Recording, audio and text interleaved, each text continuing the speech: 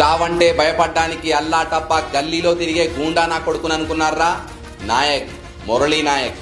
నా చావు నన్ను తీసుకెళ్లాలంటే నాతో పాటు చచ్చే ఇంకో 10 మంది దానికి తోడు కావాలి. ఈ డైలాగ్ ముడావత్ మురళీ నాయక్ గారికి సరిగ్గా సూట్ అవుతుంది. ఇతని గురించి పూర్తిగా తెలుసుకుని చిరకాలం గుర్తుంచుకోవడం ప్రతి భారతీయుడి బాధ్యత.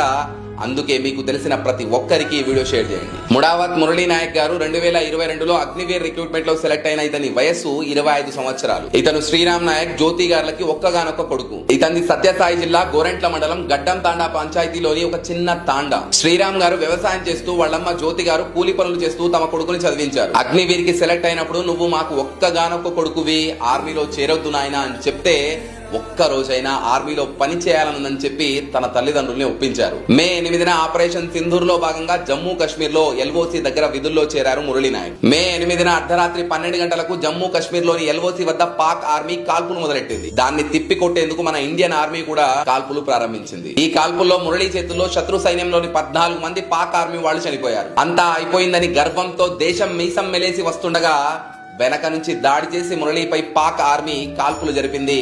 ఆ కాల్పుల్లో మురళీ నాయక్ అమరుడయ్యారు. తన కొన ఊపిరి ఉన్నంత వరకు తన దేశాన్ని కాపాడుకోవాలి, తన దేశం వైపు కన్నెత్తి చూసిన ఎవరినైనా పాతి పెట్టాలి అన్న సంకల్పంతో పోరాడిన మురళీ నాయక్ గారిని ఈ దేశం ఎప్పటికీ మర్చిపోదు. జోహార్ మురళీ నాయక్ గారు, జోహార్.